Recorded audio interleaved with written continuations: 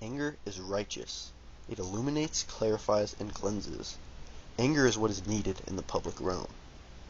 The idea of the stereotypical retributive antihero is one that represents the powerless, those who feel resentment and impatience towards the justice system, those who feel animosity with the issues of due process which fails to prosecute the enemies of the populace. This character is captivating. It is someone who blazes their own trail, who makes their own rules, and is willing to act in spite of legal recourse. The Punisher is one of the most notable examples of retributive antiheroes in the Marvel Universe, and for good reason. Created during the end of the Vietnam War, Frank is a veteran who served 3 tours of duty as a Marine in Vietnam. His modus operandi offers an implicit rebuke to countercultural fantasies concerning peace, love, and brotherhood. He's a broken man desperately grabbing for what he has lost, who views the contemporary legal system as an illusion of fairness and preaches an unbending view of natural justice. On the one hand, Frank is striving towards vengeance for his family, not thinking about the recourse and killing any bad guy who is involved.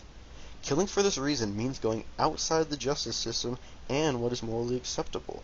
However, the character makes the case for the notion that white-hot rage, channeled into the right kind of self-generated military campaign, has redemptive social value. For the Punisher, anger is not a feral emotion that should be expelled from the political or legal realm. Instead, it is a dissolvent that allows us to apprehend things as they really are. The Punisher is a complex character who represents more than simple vengeance. He exemplifies an innately political worldview which is founded on emotion over reason and anger over due process, which he shows can have redemptive social values.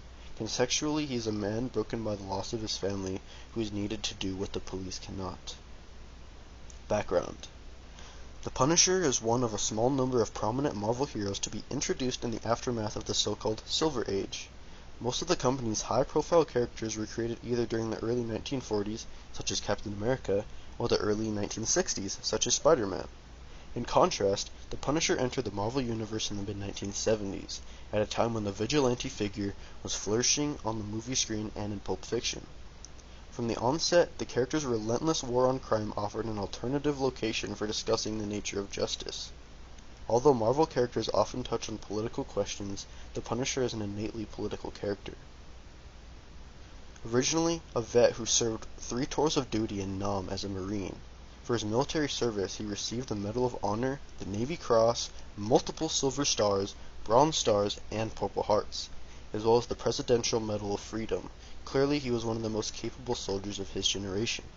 The Punisher not only embodies the serial vigilante narrative in comic book form, but articulates a transgressive logic that pits one man's natural law against the discourses and practices of the modern legal and political order. The Punisher embraced a strict shoot-to-kill policy. As he insisted in his inaugural appearance, "I kill only those who deserve killing. It is not something I like doing, it is simply something that has to be done." Stemming from his origin story in which he lost his wife and children who were gunned down after stumbling across a mob hit in Central Park. In this first appearance, the Punisher was garbed in a black unitard that features an enormous skull image and a fully stocked ammunition belt, rather than brightly colored outfits like the rest of the superheroes in the Marvel Universe. The white boots and white gloves he wore neatly symbolized the binary, black and white nature of his thinking, and added a somewhat implausible note of visual contrast. Seen peering through the scope of a high-caliber rifle, he was the personification of the Grim Reaper. To date, the character has been featured in nearly 750 comic books and around 50 bound volumes. He has battled mobsters, hitmen, drug lords, biker gangs, human traffickers, child pornographers, government conspirators, white supremacists, white-collar criminals, corrupt police officers, rogue intelligence agents, religiously inspired terrorists, criminal psychopaths, and occasionally other costumed adventurers. Unlike other superheroes, the Punisher exists in a state of permanent rage, which he masks behind a steely, single-minded resolve. He is a visual metaphor for extra-legal fury that is tempered only by a calculated desire for revenge. In this respect, he is reminiscent of the fanatic, as described by Voltaire in his famous encyclopedia entry, "Laws are yet more powerless against these paroxysms of rage. To oppose laws to cases of such description would be like reading a decree of council to a man in frenzy." The persons in question are fully convinced that the Holy Spirit which animates and fills them is above all laws, that their own enthusiasm is, in fact, the only law which they are bound to obey. Frank Castle was always a moralist, with an itchy trigger finger, but he needed a catalyst to transform himself into a domestic warrior. The murder of his family provided that catalyst. Once his campaign of vengeance began, he jettisoned his civilian identity and assumed the role of the Punisher on a full-time basis. He does not require a mask or a secret identity because he has no family to protect. Nor does he struggle to repress his inner demons as Bruce Banner does vis-a-vis the Hulk. The Punisher occasionally thinks about his dead wife Maria and his dead children Lisa and Frank Jr., but mostly thinks about his job, which is killing people. What makes the Punisher exceptional is not his generic way of life, but rather the scale and duration of his campaign of violence. Few private detectives or six-gun shooters could possibly compete with the Punisher's record of achievement in this area. An editor at Marvel recently revealed that between the mid-1970s and 2011, the character was responsible for the death of 48,502 people. The opposition. Frank Castle is a vigilante, who crosses moral boundaries in his pursuit of justice. He is a cold-blooded killer who has sociopathic tendencies who will stop at nothing to find vengeance for his family.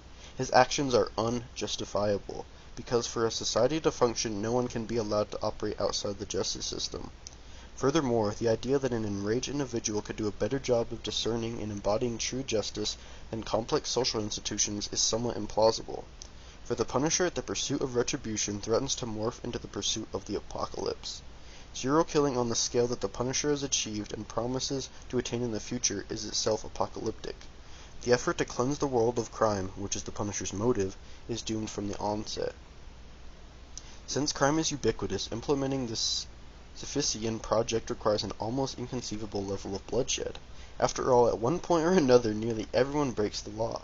The Punisher may not actively target marijuana smokers, jaywalkers, or tax cheats, but he has blown up crack houses, wasted thousands of low-level mercenaries and armed guards, and fired indiscriminately into crowded areas. While he prefers to work in silence, his actions often generate mayhem. This is not always an accidental byproduct of his efforts, but is sometimes a deliberate tactic used to terrorize his enemies, who can be found pretty much anywhere. Metaphorically speaking, he is a horseman of the apocalypse. Even if it is his stories he somehow, presumably for commercial reasons, manages to never injure innocents, a concept that the character would be disinclined to trust in the first place. However, the Punisher is still a valuable source of analysis because of the larger argument he brings to the table. His entire career makes the case for the idea that anger is righteous, that it illuminates, clarifies, and cleanses, and that it belongs in the public realm.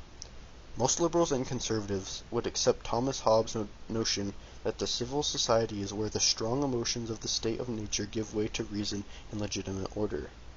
Modern political thought is built on the assumption that passions, especially violent passions, are potentially destabilizing, and that the job of the law, social norms, and public institutions is to establish and protect communities where differences can be settled without recourse to blood feuds, internal war, and other forms of unsanctioned, politically illegitimate violence. For the Punisher, however, anger is truth. His anger allows him to see the world as it truly is, as a place where concepts like civil society, the state, and the law itself are tools used by bullies to inflict pain on others. His unblinking rage permits him to look past the veil of the social contract. From the Punisher's standpoint, humanity never left the state of nature. Part of the reason he's so angry is because the rest of us are so naive. The Punisher has an inherently political worldview, one that values emotion over reason and unchecked anger over due process. Kent says that his task is to model the logic, sources, and consequences of vengeance. Furthermore, he sees traditional forces of authority as inadequate, leaving him to enter into direct confrontation with the hostile foes arrayed against him, and a society unable to do so on its own. He must negotiate the shifting dynamics of male power and often adapt the villain's dark modus as his own in order to defeat him and gain vengeance and justice. A key facet of the Punisher's personality is that he is a rejectionist. He rejects compromise, negotiating, log-rolling, deal-making, easy living, and empty rhetoric. No deals ever, he says to Captain America during Marvel's Civil War storyline while brandishing two machine guns. From the outset, the character was defined as an outsider, a hardliner, and non-joiner. He is unrelenting. His rage never diminishes. The campaign is his only solace. Perhaps he has enacted this campaign because of his shattered societal norms and worldviews. Societal norms and worldviews are typically absorbed in early development and tend to be subjectively accepted as a reality rather than simply one of the many cultural worldviews, and are likely to be fundamental aspects of a person's way of comprehending reality. They are thus likely to be defended with real vigor when threatened, and this reaction must be in large part of the underpinnings of the motivation to give an offender his or her just deserts. Furthermore, criminal violations of social norms constitute a rather direct threat to an individual's well-being, to the extent that the possibility of being the victim of such transgressions seems more possible and arouses personal fear and anxiety. This intentional harm towards someone, like when Frank witnesses his family being murdered by mobsters, only to be deprived of justice by the system he fought to protect, results in moral outrage. High moral outrage, coupled with a focus on the perpetrator, leads to retributive impulses and a desire to punish. Low moral outrage, with a focus on the victim, leads to restorative impulses and the imposition of compensation in the case of negligence. Violations that trigger moral emotions are those that threaten or undermine the person's fundamental worldview in a way that requires a strong retributive response. The place of emotion in justice.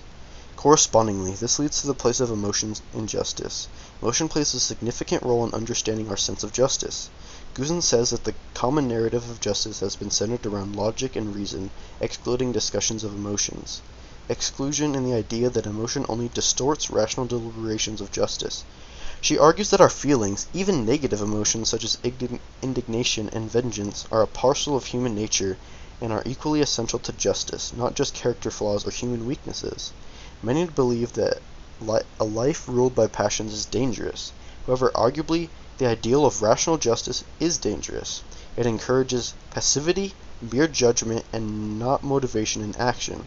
It leaves us uninvolved in the world, as if justice is merely to be hoped for and not a personal virtue to be cultivated and exercised.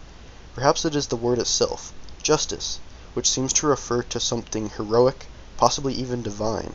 It is always at a distance, something other, a state to be hoped for, prayed for, maybe desperately worked for, but it is not something that is already in us. Justice is an abstract belief, a belief in a just world, a matter of personal concern but not a matter of individual responsibility, or so traditional philosophers usually explain, but the case of Frank Castle makes a rebuttal. Sometimes vengeance is wholly called for, even obligatory, and revenge is both legitimate and justified. However, in regards to the Punisher, this is not to say his desire for vengeance for his family is wholly justified. Clearly, killing of low-level thugs is not wholly justified. However, the example of Frank's vengeance for his family is a valuable example.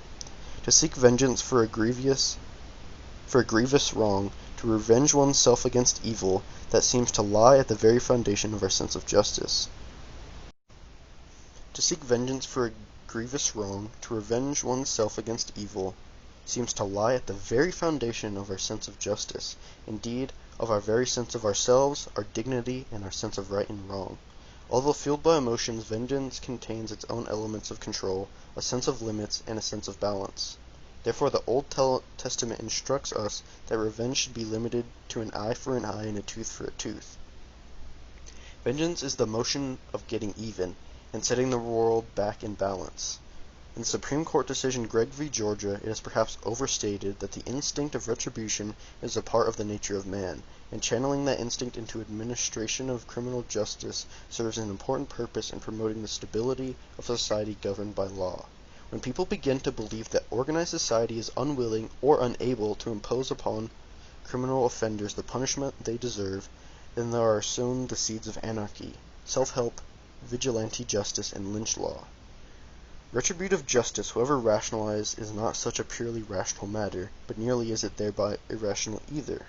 Perhaps the most important question isn't whether vengeance is rational, but whether it is an undeniable aspect of the way we react to the world, not as an instinct, but as a basic part of our worldview, and our moral sense of ourselves, that it is, in that sense, unavoidable. Frank Castle embodies these complexities of vengeance and retribution, although in a more exaggerated way. Nonetheless, the content of his character stands true and speaks to the innate nature of vengeance and retribution in relation to justice. We all stand for retribution on some level, but Frank Castle's worldview has been pushed over the edge, resulting in the binary killer who only lives for vengeance.